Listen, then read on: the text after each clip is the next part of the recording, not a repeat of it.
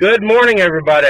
It is another edition of On the Road Again with Shaggy, this time with hopefully the improved On the Road Again segment. This is the first time we're actually using this rig while we're rolling, so we'll see how this does. The hope is that we have a little bit better audio. For those of you that don't know, I'm running on a pretty cheap GoPro knockoff. It's actually called a Vimico 4K Full HD. Now, camera's about 40 bucks, and for the most part, it sounds like a $40 camera. But thanks to my buddy Dean, who did a little bit of hacking and slicing and dicing, was able to hook it up to a fairly nice shotgun mic, which hopefully is picking up the sound a lot better. We've tried a bunch of different cameras. In fact, the last one that I shot on this guy here. I've got another one in the glove box. I've got probably 4 or 5 of these different things running around. And I know what you're saying. Well, if you've spent that much on all these little ones, why don't you buy a good GoPro? Well, because even with buying 4 or 5 of these, I'm still only halfway to what a good GoPro would cost. So I feel like I'm still money ahead even doing this. Plus, well, last time I checked, PTR radio doesn't make any money. So I'm spending my own money, so shut the hell up.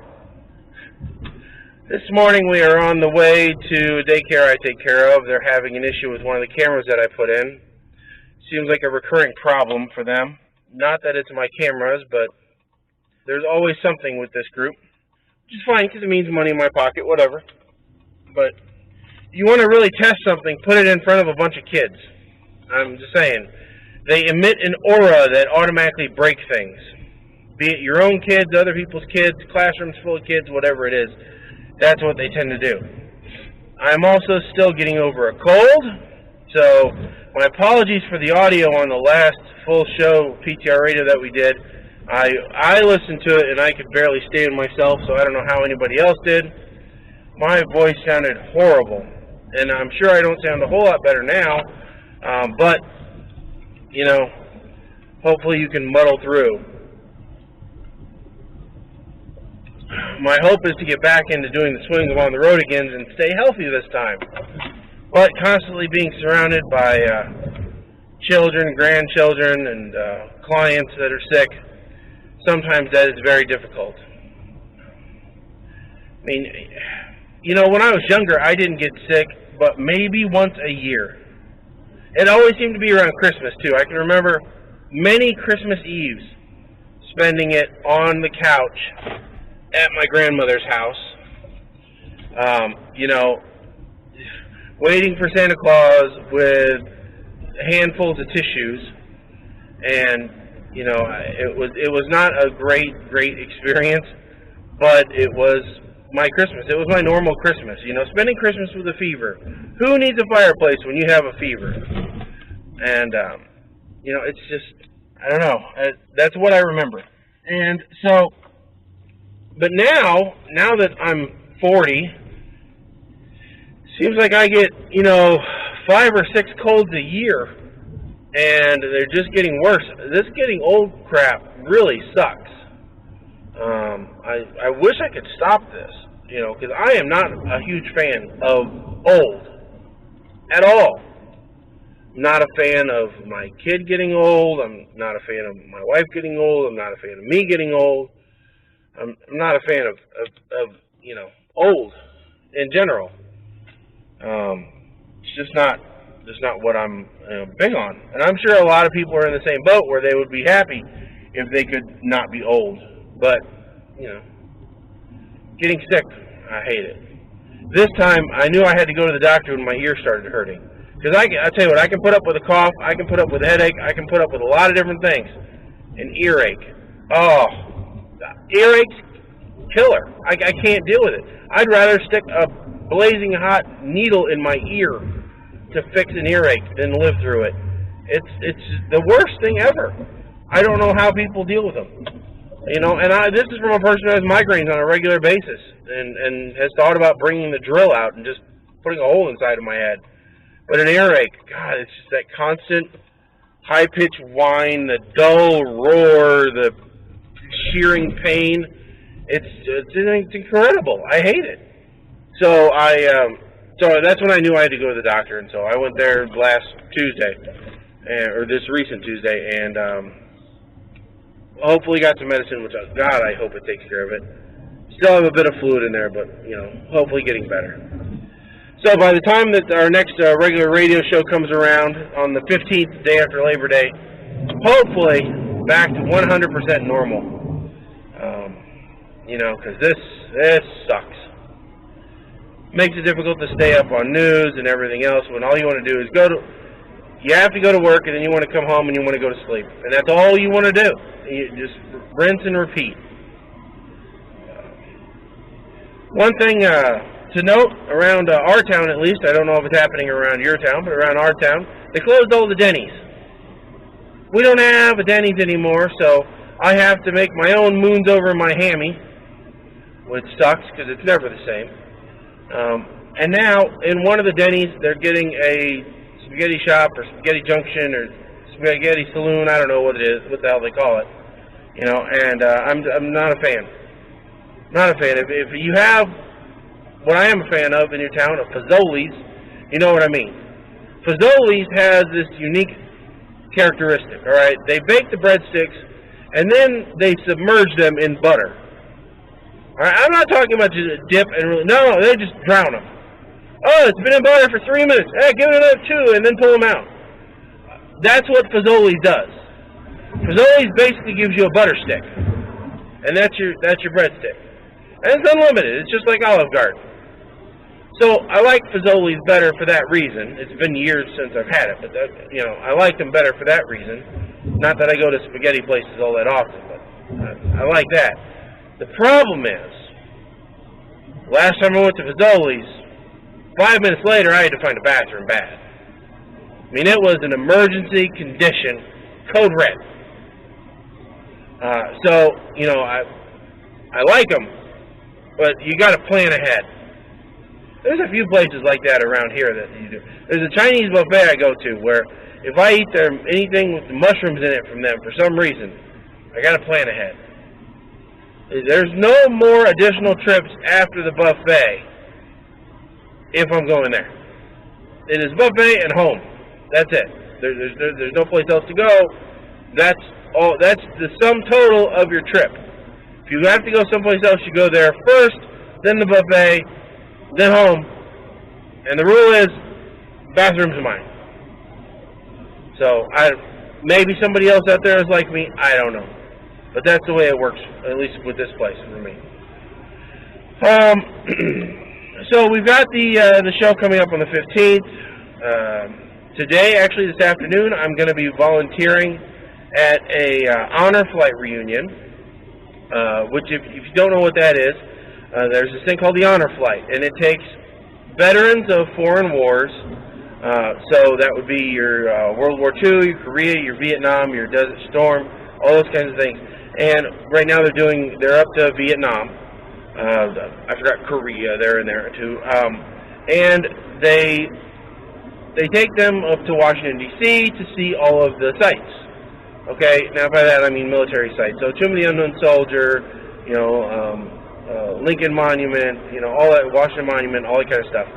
And, it's good for the veterans, because a lot of these veterans, have never seen this stuff. There's a new Vietnam memorial up there, too. There's a Korean War memorial. I mean, that's where most of the memorials are, is in D.C. And so they take them up there to show them all this stuff and, to thank them for their service, basically. Because a lot of them weren't treated very well when they came home, and that is a shame. And that's something that, looking back on history, we can fix. We can't fix it then, but we can fix it now, and we can treat them better. So one of the things that we do is, that's a one-day trip for the veterans, but then on about an every 6-month basis, then at least around here, they do what's called a reunion.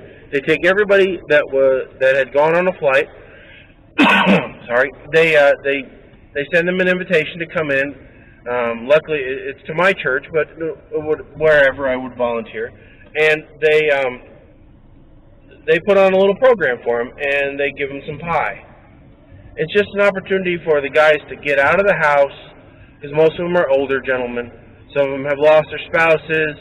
Some of them, you know, their family doesn't live close, whatever it is. It's an opportunity for them to get out, socialize for a little while, you know, like I said, get a slice of pie, and, you know, maybe tell their stories to somebody that hasn't heard them in a while. And a lot of these guys are the same as my father-in-law. They'll tell you the same story 4 or 5 times, so it's nice when they have somebody new to tell their story to. So, you know, I like volunteering at that. I went a couple times with my father-in-law because he's been on the honor flight. I took him because, you know, usually they have to have somebody help them, you know, park, walk in, whatever. And I liked the program. I knew the guy that was running it, and I said, hey, you know what, if you need help, and he goes, oh, we always need help. I said, okay, well, why don't you let me know the next time you're doing it, and I'll help rather than attend. And so he said, sure, that would be great. And one of the reasons why is because a lot of the people that help are older guys. There aren't a whole lot of young guys. Not that 40 is extremely young. I have to keep reminding myself that. But there's a lot of older guys that help out, and you know they need help themselves. So having somebody younger there is always good. So I've been trying to help out where I can. And so, you know, it's nice, and I like talking to the guys there. They're usually pretty. Everybody that goes there and helps out as well as attends is always nice. So it's one of those feel good things, because I don't know, I have this weird philosophy that it's kind of on a Good Place level, right?